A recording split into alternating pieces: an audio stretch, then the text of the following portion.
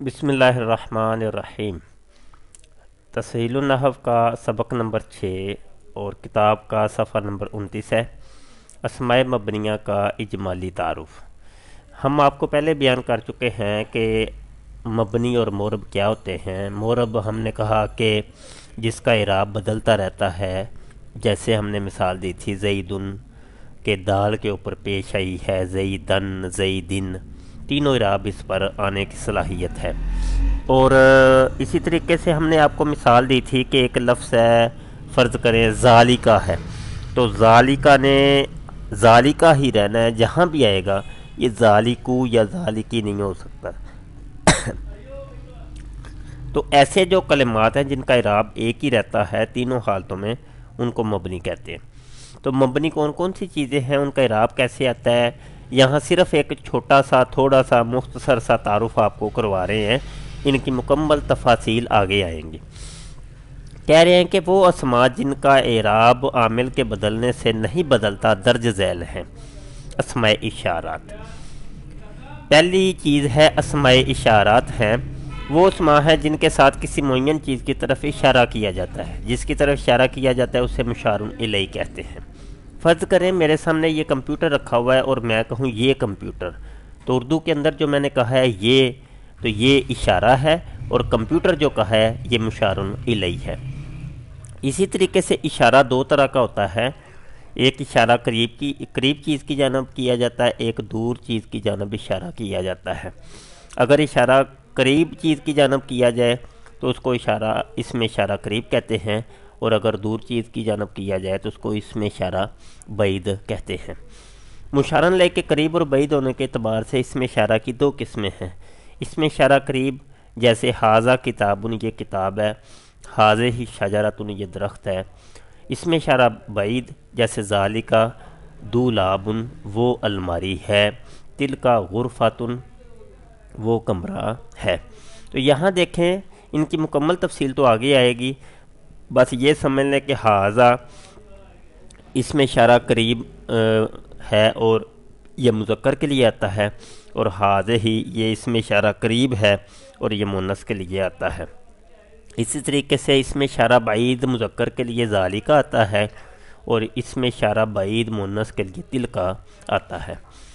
अस्माए मौसूलात, अस्माए मौसूलात क्या होते हैं, इसका भी मैंने थोड़ा सा तज़किरा पहले किया था। यहाँ भी थोड़ा सा बता दूँ कि मैं एक चीज़ के बारे में अगर तज़किरा करूँ और उसकी खूबियाँ या ख़ामियाँ बयान कर रहा हूँ, तो कोई सुनने वाला कहे कि मुझे समझ नहीं आई आप किसकी बात कर रहे हैं, तो कोई मैं एक ऐसी अलामत फिर बयान करूँ कि जिस अलामत को वो भी जानता हो और मैं भी जानता हूँ, तो उसके सुनने से वो फ़ौरन समझ जाए अच्छा अच्छा ये आप फ़लाँ शख्स की बात कर रहे हैं।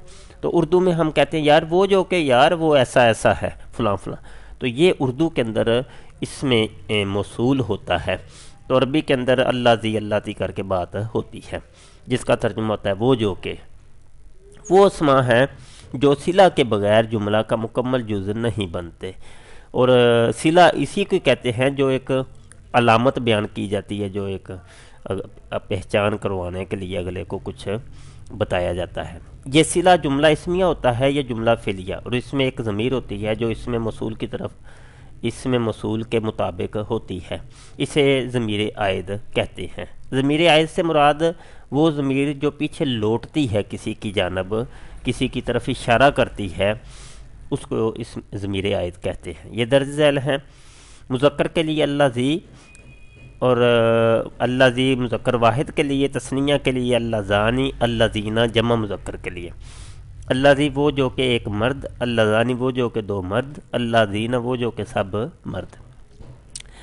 मुन्नस के लिए अल्लाती, अल्लातानी, अल्लाती, अल्लावाती, अलाई। अल्लाती वो जो कि एक औरत, वो जो कि दो औरतें, वो जो कि सब औरतें। अस्माए इस्तिफ़हाम, अस्माए इस्तिफ़हाम कहते हैं सवाल करने को, और सवाल करने के लिए जो इसम इस्तेमाल होता है उसको अस्माए इस्तिफ़हाम कहते हैं। वो अस्मा हैं जिनके साथ सवाल किया जाता है, जैसे आईना कहाँ, मता कब, मन कौन, माँ क्या चीज़। اسمائے ضمائر ضمیروں کی مفصل بحث اور تفصیلات اگر آپ نے سننی ہو تو تسہیل الصرف کے ہم نے جو سبق تیار کیے ہیں ان کا سبق نمبر جو 5 ہے غالباً پارٹ 5 پڑتا ہے، تو اس کو آپ سن لیں تو مکمل تفصیلات آپ کو مل جائیں گی انشاءاللہ۔ تو اسی کتاب کے آگے بھی اس کی تفصیلات ویسے آ رہی ہیں۔ ضمیر کسی اسم ظاہر جو ہوتا ہے، کوئی نون جو ہوتا ہے، اس کی جگہ پہ جو چیز استعمال ہوتی ہے اس کو جو ہے اسم ضمیر کہتے ہیں، اور انگلش میں اس کو پرونون کہتے ہیں۔ جیسے انگلش میں ہوتا ہے ہی، شی، اٹ، آئی، وی، یو، دے ہوتا ہے، تو اس لیے ان کی جگہ پہ نون کی جگہ پہ جو چیز استعمال ہوتی ہے اس کو اسم ضمیر کہتے ہیں۔ وہ اسماء ہیں جو غائب مخاطب متکلم پر دلالت کرتے ہیں، جیسے ہوا، وہ، انتا، تو، آنا، میں۔ اسم ضمیر کی 2 قسمیں ہیں، یا تو ضمیر منفصل ہوگی یا متصل ہوگی۔ منفصل جدا وہ اسم ضمیر ہے جو جسے دوسرے کلمات کے ساتھ ملائے بغیر بولا جائے۔ اس کی 2 قسمیں ہیں، یا مرفوع منفصل ہوگی یا مرفوع منفصل ہوگی یا منصوب منفصل۔ یہاں ذہن میں رکھیے گا کہ مجرور منفصل نہیں آتی۔ اگلے صفحے پہ آ جائیں، یہاں دیکھیے گا مرفوع منفصل جیسے ہوا، ہما، ہم، ہیا، ہما، ہنا، انتا، انتم، انتم، انتی، انتم، انتنا، انا، نحن۔ یہ پوری 14 ضمیریں ہیں، لیکن یہاں مختصر لکھی ہوئی ہیں، تو پوری ضمیریں آپ سننے دیکھنے کے لیے آپ جو میں نے سبق بتایا تسہیل الصرف کا اس کو سنیں، انشاءاللہ سمجھ آ جائے گی۔ منصوب منفصل جیسے ایاہو، ایاہما، ایاہم، یہ والی جو ضمیریں ہوتی ہیں۔ متصل وہ اسم ضمیر ہے جو دوسرے کلمے کے ساتھ ملائے بغیر نہ بولا جائے۔ اس کی 3 قسمیں ہیں۔ مرفوع متصل جیسے وہ الف تثنیہ واو جمع نون نسوہ تاتما تمتی تماتن نتونا ہوتا ہے۔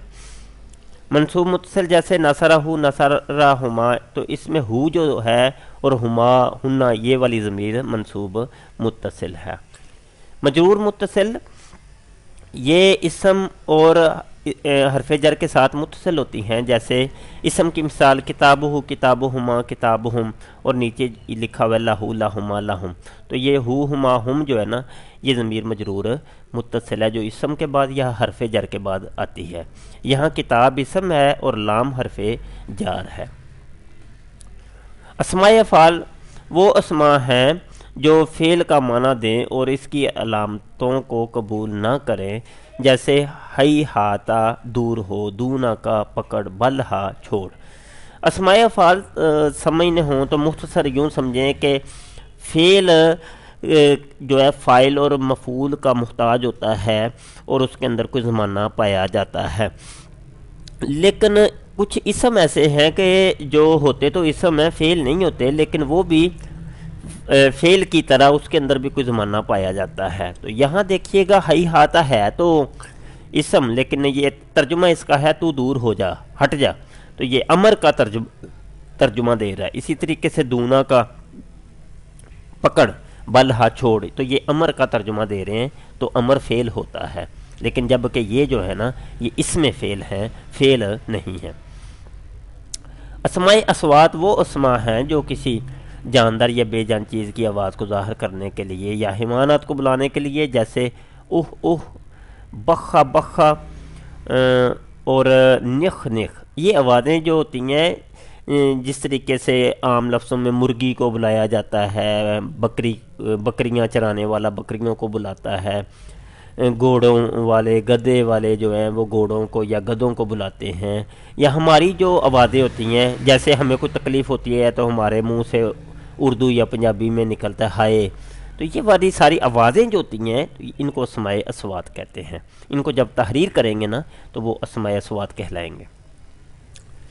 آگے ہے جی مرکبات امتزاجیہ، وہ مرکبات کہ جن میں 2-3 کلمات ایسے ہوتے ہیں جو بغیر ربط اور ترکیب کے آپس میں مل جاتے ہیں، ان کو مرکبات امتزاجیہ کہتے ہیں۔ جیسے سیبوئی ہے، احد عشر ہے۔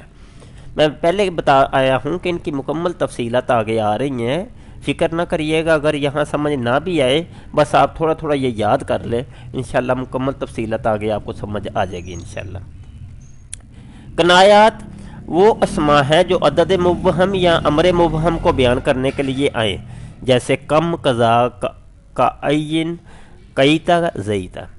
تو یہ ایک نایا کے الفاظ ہوتے ہیں، اور ظروف مبنیہ وہ اسما ہیں جو زمان یا مکان پر دلالت کریں، جیسے از، اذا، قبل، متا وغیرہ ہے، جو کسی زمانے کو یا مکان پر دلالت کرتے ہیں، یہ وہ اسما ہوتے ہیں۔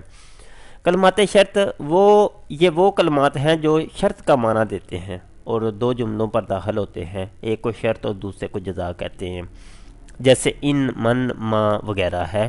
تو یہ یعنی جس میں اگر کا ترجمہ پیدا ہوتا ہے، اگر تو ایسا کرے گا تو ایسا ہوگا، تو یہ ان کو کلمات شرط کہتے ہیں۔ تو یہ ہمارا سبق بھی کمپلیٹ ہوا، تو میں امید کرتا ہوں کہ آپ تمام اسباق یاد کر رہے ہوں گے۔